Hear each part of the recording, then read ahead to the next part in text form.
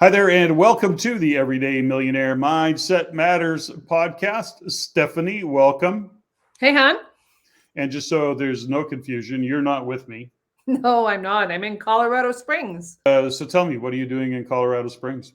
Well, I'm working with our ice dance champions through the Ice Academy in Montreal.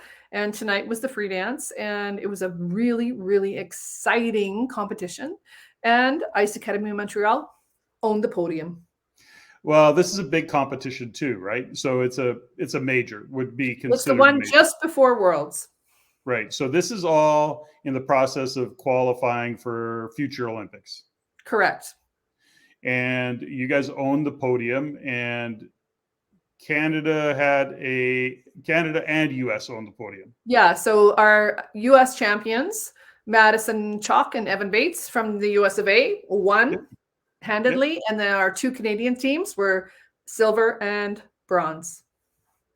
Fantastic. So good job. Congratulations. But it's almost coming to be expected from Ice Academy of Montreal that they're going to own the podium because don't say that. Oh my gosh. You guys got so many teams. It's crazy.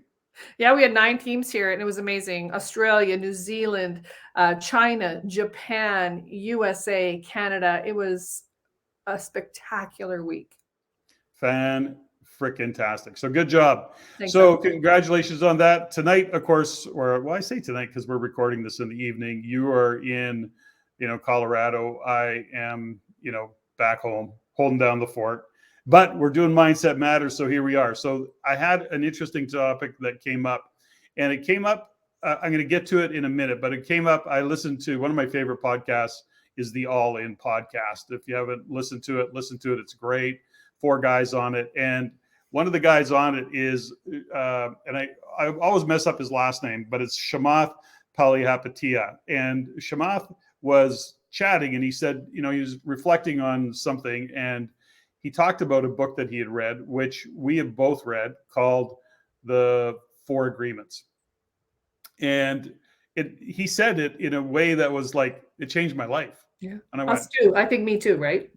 Yeah, you read it before I did. And then, but it was interesting, here's somebody who's, multi-billionaire or whatever he is. He's somewhere in that stratosphere. The point is that he's somebody that is really a cool cat.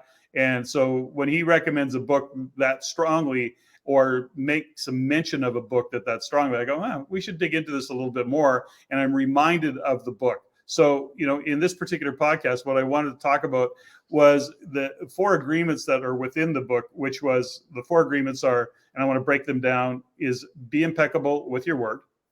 Don't take anything personally. Don't make assumptions, and always do your best. Now, we've covered some version of these topics in not directly, but indirectly, and we just talk about it because it's actually a lot of the work that we've done over the years. And this book reminded me that, we can put it in even a tighter context and have a conversation around it. And you think about how simple those agreements are. Mm-hmm. Be impeccable with your word. Don't lie. Like, don't bullshit. Like, just, say. Well, I don't know that. Yeah, but is it really? Yeah, but is it really? It's not just about a lie. It's do what you say you're going to do. Yeah. That's how I hear it. Although, don't bullshit, don't lie, but do what you say you're going to do. And when you talk about being impeccable with your word, I think it's also being responsible for what you're saying to people, which really leads into the next one, which is a bigger one, which is don't take things personally. But let's just continue to unpack that be your word conversation a little bit, because that speaks to, I think, many times that we've talked about around integrity, right? Who are you? Are you who you say you are? Are you being true to yourself? And so before we go any further, I want to go back a little bit. Now, the author of the book, and you remember his name, Don Miguel Ruiz. Don Miguel Ruiz. He had a really cool quote, and it was, "To be alive is the biggest fear humans have.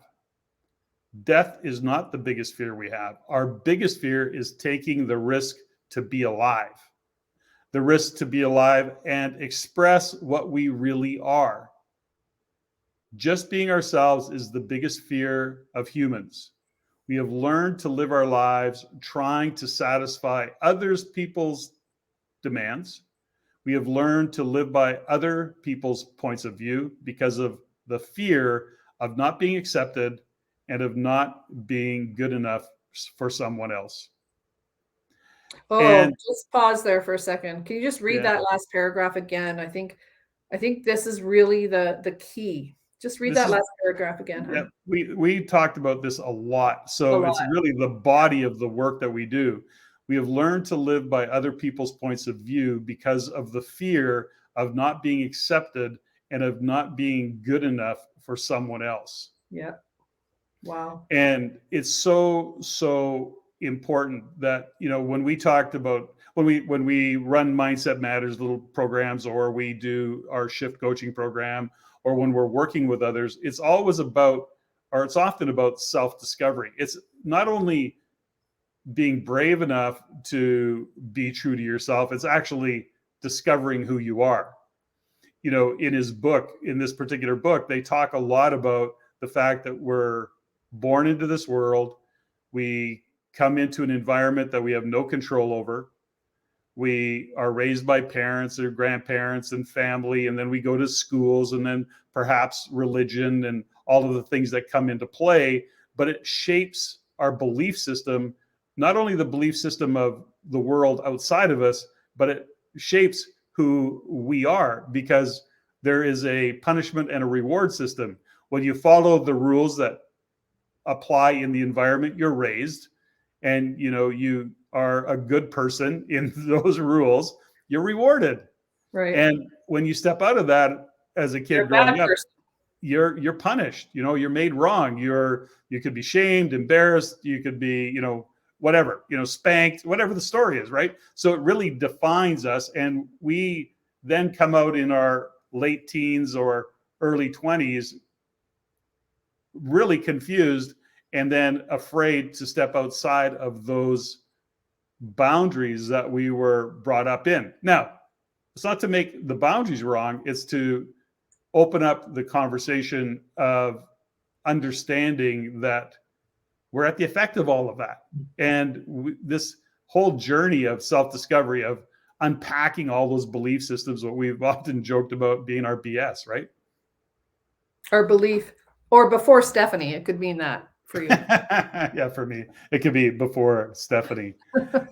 So, we strive to, the four pillars that we've mentioned many times around health, wealth, love, happiness, seeking those, and often many never finding those, never really being healthy, not necessarily physically, but even mentally, emotionally, living in a world of anxiety, and often not feeling like we fit in. And now with social media, we really see that we're watching the highlight reels of other people's lives and then comparing ourselves to that. I'm thinking, oh my gosh, we so suck. Yeah, we so suck in those, compared to those highlight reels of other people's lives. And so when we look at the health side of it, it's not just physical, it's mental, and it's emotional, it's spiritual.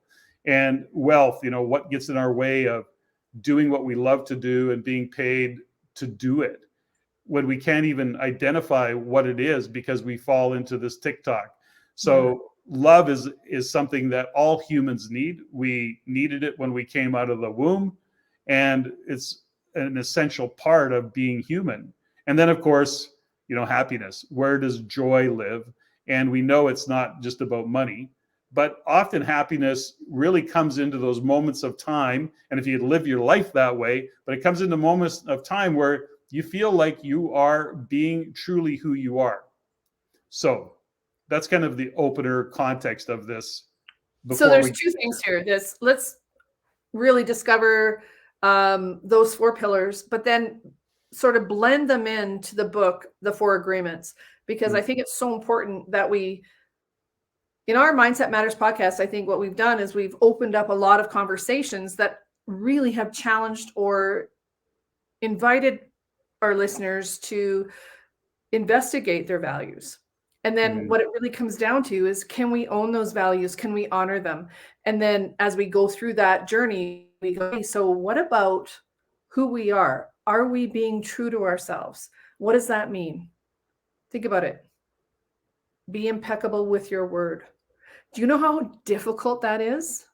How hard it is right now.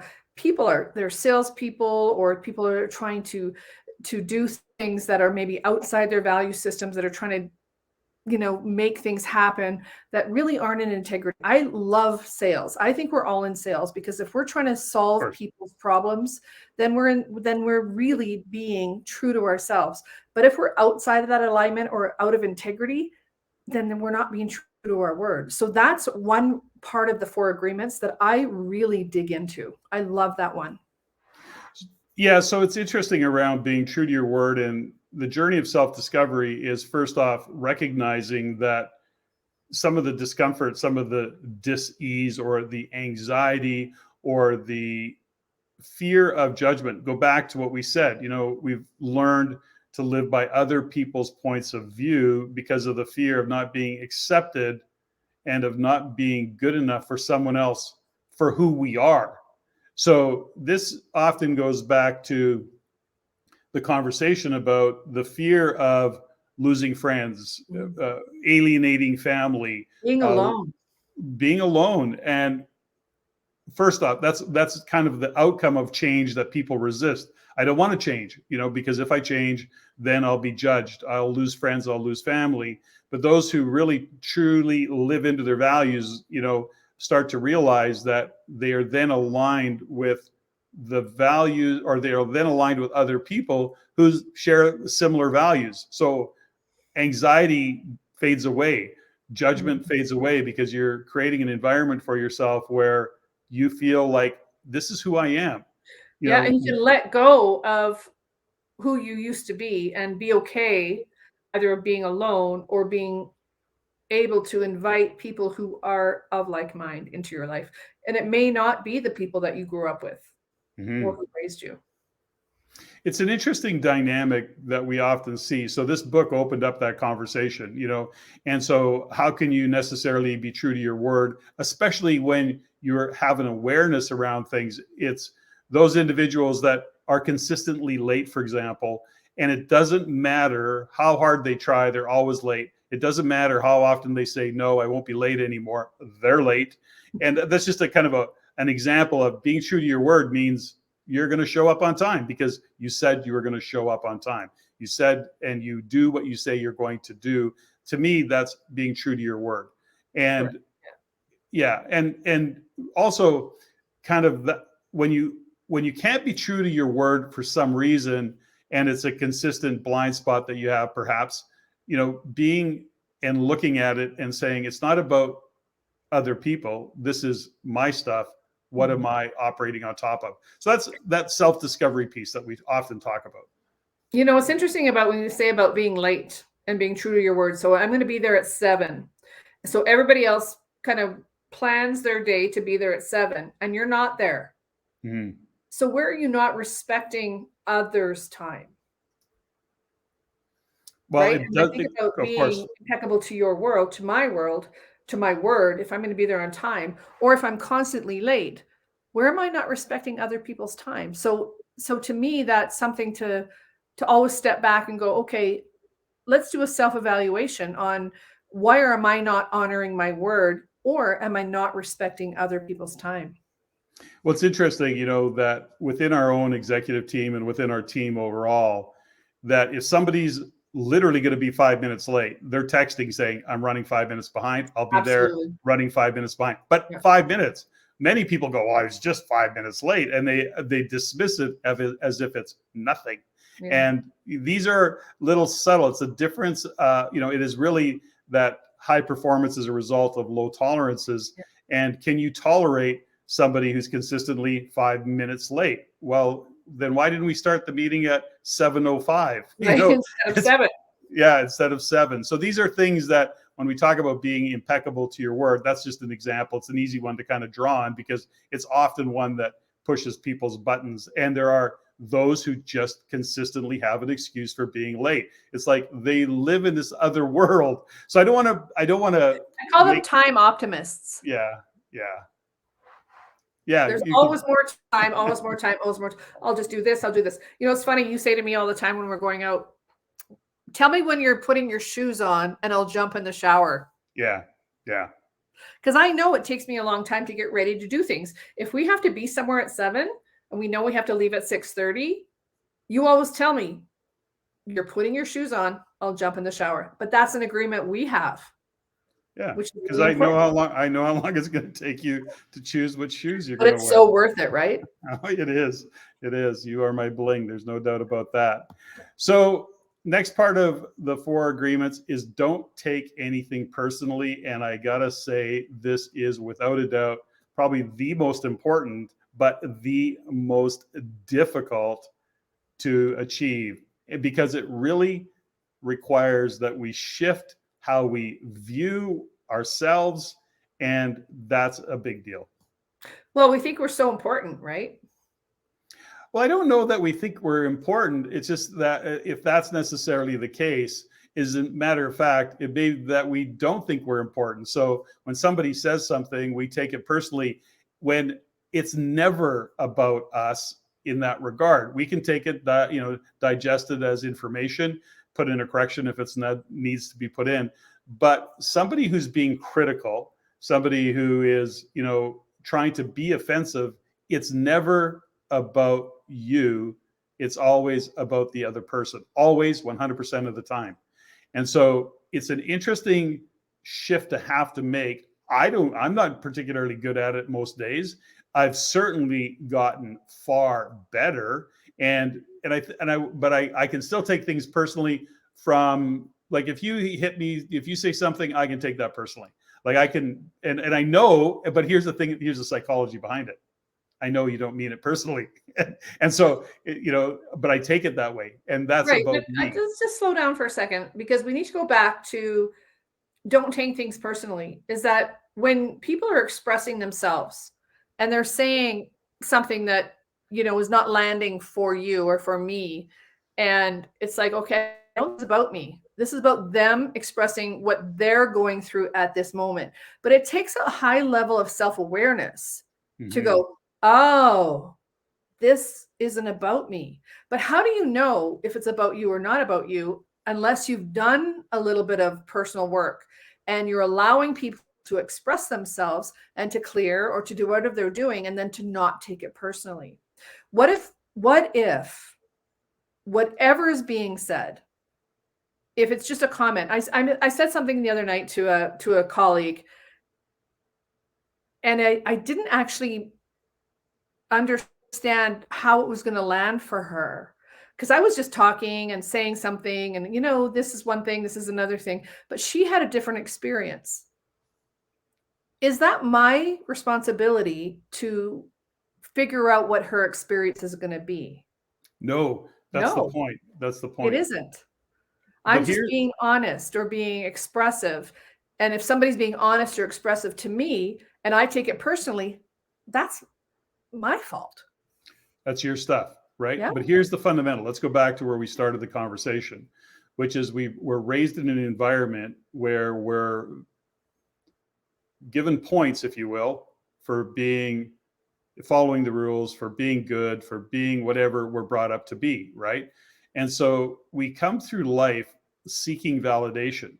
So when we quit seeking validation, we can actually get past that taking things personally. We don't need to be validated. So there's another side to that, which is when we take things personally, there's both the upside and the downside. It's like when you achieve something, you own it all, right? Like, look what I've done, look what I've achieved. And then when you fail, then that's where excuses come out, and that's where it's something else's fault, it's circumstances, it's economy, or it's whatever, right?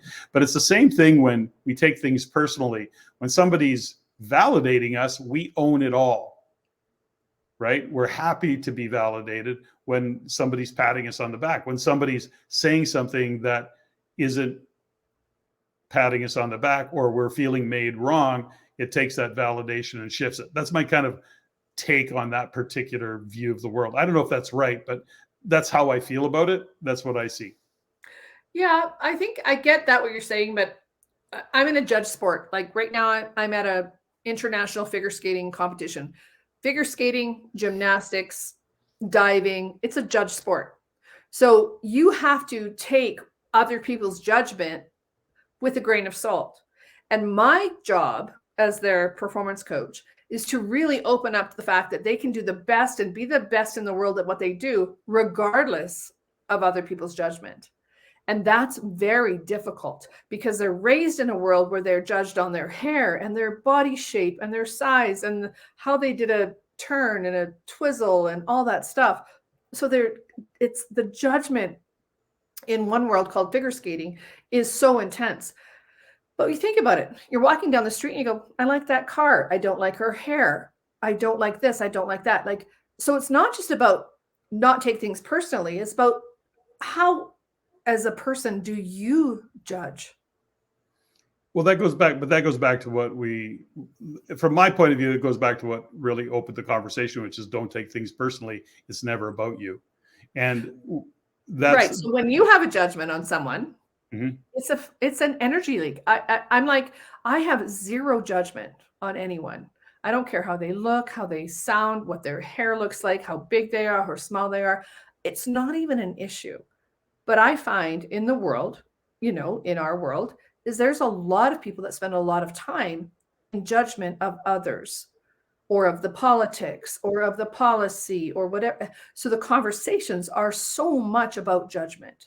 So I'm thinking if we flip it, not just about don't take things personally, it's like, don't judge. What if we're not in a situation where we just look at a situation and we go, that it is what it is? Well, I think that you can do that. I think there's a place where just by the nature of us, we're always judging something because we're judging circumstances, we're judging conditions, we're looking at certain things. But we don't have to move forward with that judgment in terms of commenting and or giving somebody our assessment of anything. We really don't. More importantly, on the other side of that equation is how we receive information, which is not to take things personally. That's really what, in this particular case, and whether we're doing a good job of our assessment of these 4 agreements or not, it's something to be unpacked and to look at in the 4 agreements, which is to say, how do we take things and why do we take them personally? Often it's because we're not being validated. We are also operating on top of and not knowing what our truth is. And you can become pretty bulletproof when you live into your own values and you start to understand that how people are seeing you or their assessment or their judgment of you is through a set of filters that you have no idea. You have no control over the filters or understand the filters that people are looking at you through. So the point is not to take it on. That's really it. And that's not easy, by the way. It's not like, okay, well, I'm just going to quit taking things personally. Well, it's funny. One of the lines that I use in my coaching is that no one can ever really hurt you or judge you or make you feel bad without your permission. That's right. It becomes your view of it. So the thing is that we all have had in our lives, we're operating on top of where we're not good enough. We're not strong enough, smart enough, rich enough, good looking enough, thin enough, whatever the story is. There's the whole not enough story that I think everybody at some point in their lives operates on top of to some degree, depending on where you are in your own journey of self-discovery and self-understanding. You have to be able to have those conversations with yourself that are saying that you are good enough. And whatever somebody is saying to you that may sound critical or be critical, even if it's intentional, or not intentional, doesn't matter. You have to be able to say, that's their stuff, not my stuff. I know. Like my mom used to say, it's like, your opinion of me is none of my business. Exactly. So Number 3. Okay. Number 3 is don't make assumptions. And this is such a big one. You actually, when you're working with somebody or when you're having conversation with somebody about agreements, is don't make assumptions and manage expectations by stating expectations. So we get into trouble. You have actually a little saying for it. You go ahead with it. You remember what it is, I'm sure. Unstated expectations. Yeah, but you have a thing, don't you? Oh, I have a whole workshop on it. Unexpressed Yeah. Expectations Mm-hmm. and unknown assumptions. Yes.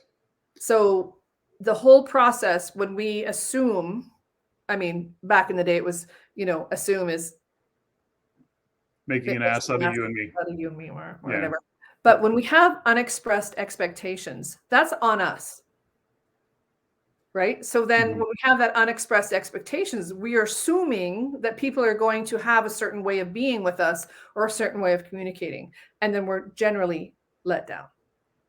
Well, we see it all the time in business in different agreements. And even if it's a stated agreement as opposed to a written agreement.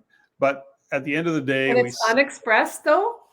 It's unexpressed. That's my point. So it happens it happens in relationships. And I'm talking about significant others, as in, marriages or boyfriend, girlfriend, or just friendships, he family. should know this because it's Valentine's Day coming up, or he should know this, or she should know this. Yeah. Right. It is those assumptions. Well, I assumed you were going to do this. I assumed we were going to do this. And that is passing the buck, because did you express your expectation, and are the expectations on the table? And well, so just stop for a sec, Cowboy, is that if we don't express it's difficult. I find for me, for women, it's difficult to say, here's what I would love, or here's what I would like, because there's also a place where you could say, well, no. So then there's a place of rejection. So when you think about unexpressed expectations, a lot of times it's because we're afraid of rejection. So then we place that assumption on our partner based on the fact that we don't want to be rejected, and yet we still get rejected. We place that assumption on our partners, but then we're setting both up for failure. Right?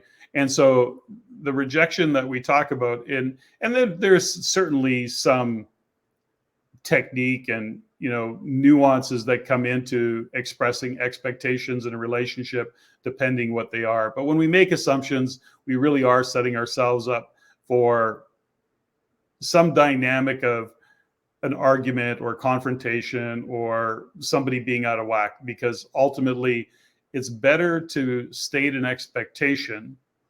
And it can be, okay, I don't want to make any assumptions. You're doing this, I'm doing that. We're going here, then we're going there. This is the timing of this. And it's actually a conversation. It's an adult conversation, I think. And it doesn't always work out that way. The point of it is that even when you're being intentional, you can miss the boat. Like, you can really drop the ball on making assumptions. And then you go, shit, I made an assumption. But here's the thing. Own it that you made the assumption. If you didn't express an expectation and somebody didn't live up to your assumption, then you got to take responsibility for that. Yeah, the unexpressed not play the blame assumption. Game. Yeah, it doesn't. The unexpressed assumption isn't about an expectation. A lot of times it's a historical thing. It's like, you know what? If I'm a good person and this person loves me, it's gonna be Valentine's Day or my birthday, and they're gonna do this, and it's gonna be like that, and it all lives inside your head. There's no win in that. That other person will always fail. And that is where I think relationships get damaged so much, is that we don't have the courage to say, here's what I would love for my birthday, or here's what I would love, or please don't do something for my birthday because I don't want that. But in the other person's ideal or idealism is they are expressing through what they want.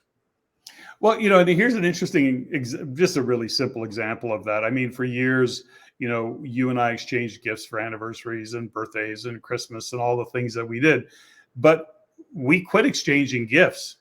And although we will sometimes buy each other little gifts of affection or a thought, we don't have an expectation that, I don't have an expectation that I'm going to get a gift for my birthday or for Christmas, and vice versa. When we're at a point in our life now where we have a birthday, let's celebrate it. Let's have a party. Are we going to have a party? Let's have a party. So then it's an open conversation about what we're doing together, but there's no expectation. And I'm not assuming that I'm going to get a gift when we have no expectation of that, because we've had what's these really cool about conversations. that is that when you see something or I see something that you think I might like, I just you buy get it. it for me. Yeah. And vice versa. And that's what's so sweet, is that it's like I used to do that with my friends and my partners. Is like I would miss birthdays, but throughout the year I'd be finding, oh my gosh, I think she would love this, because I would on a trip and I would buy her that. And I think it's when that doesn't get acknowledged because it didn't show up on the birthday, or didn't show up on Valentine's Day or on Christmas. But I was always thinking about what somebody else would love. I would give it to them in that moment, but it wasn't on the birthday. To me, that was still an act of love or an act of contribution or whatever, but it didn't show up in the birthday, and it would hurt that person's feelings. And I learned a lot about expectations through that. Again, when we make assumptions, we're actually setting ourselves up for failure. Now, that's an elevated conversation. If we can own that we made the assumption and we're setting ourselves up for failure, that's one side of a conversation.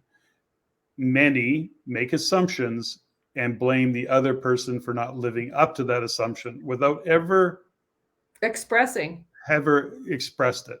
So these are the, so when we talk about, when we actually state these or make these 4 agreements, when we look at these 4 agreements, this being one of them, it really does take some thought. It's deeper than just 4 statements.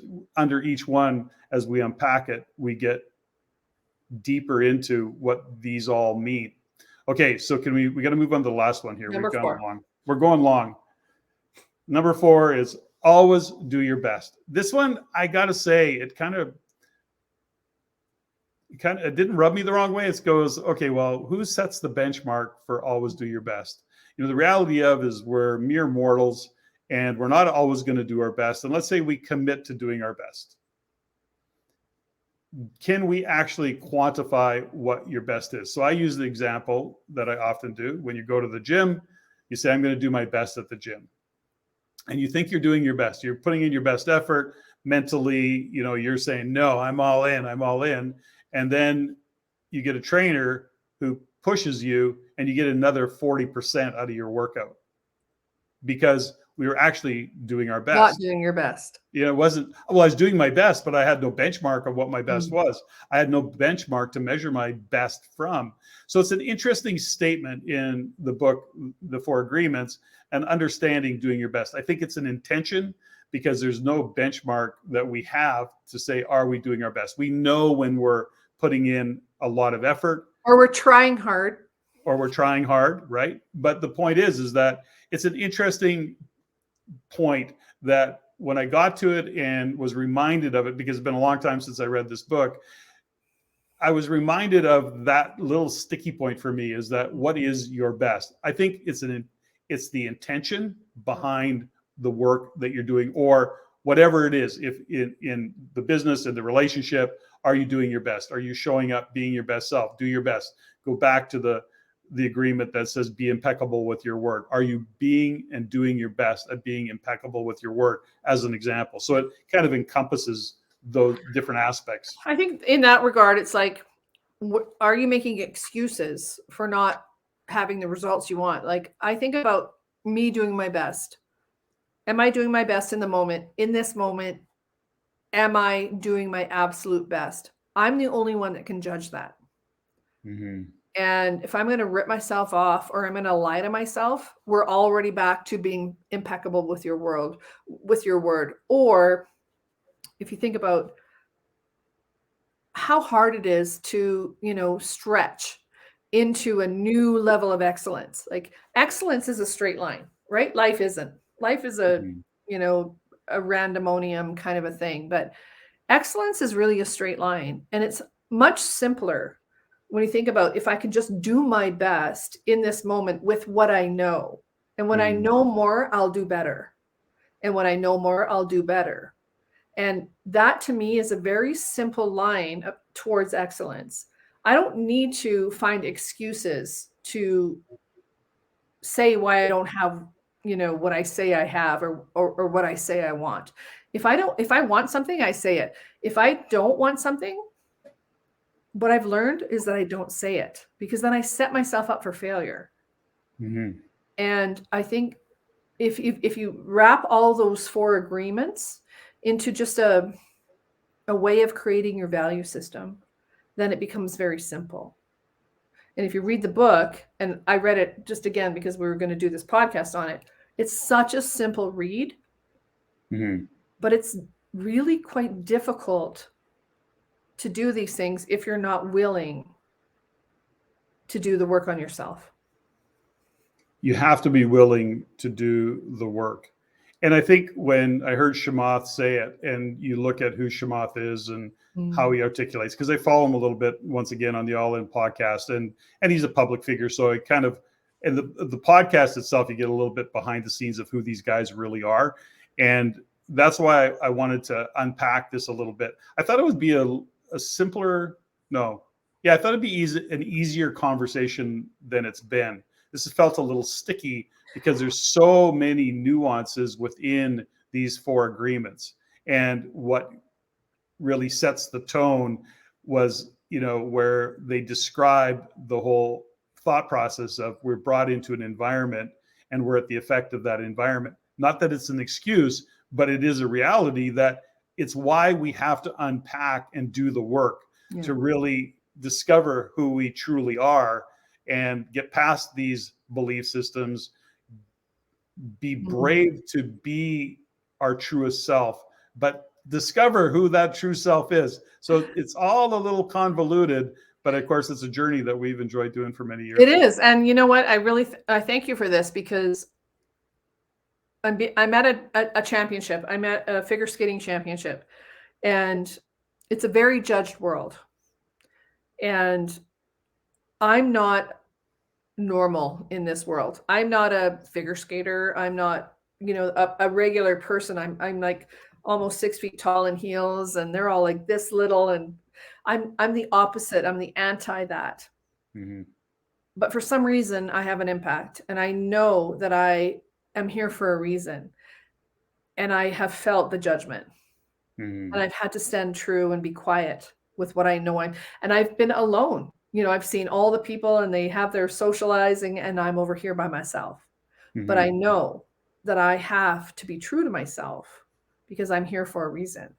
So I invite our listeners and the people that are hopefully watching this particular first podcast is that know where your contribution is, and be prepared to stand alone, and look at where you're being impeccable with your world, with your word, and are you being true to yourself so that you make your contribution? And truly, and thanks for bringing this up, because this is what I've been through this week. That I'm not, a normal person in the figure skating world. You're not a normal person in any world. That's why it's why you're the best in the world at what you do. Just being me, right? Yeah. And I think that is what I just keep gently pushing through. I show up, I'm on time, I honor my word, I do those things. And I think that's why I've been able to last for, do you get this? 20 years I've been in figure skating at this level, at the world-class level. Obviously, we're doing something right. And I take and honor the 4 agreements and the work that we've done. And I really, really appreciate this conversation tonight, because it brings it home for me. Beautiful. And on that note, we're going to call it a day.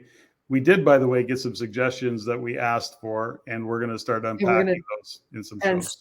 We're going to, thank you. We're going to address them. And a shout out to Michael, because Michael, you know who you are. And we always appreciate your feedback, because it's always so good. It's so detailed. I love it. So anyways, thanks, Stephanie. See you when you get home soon, I hope. I miss you. I love you. Okay. This was fun. Bye.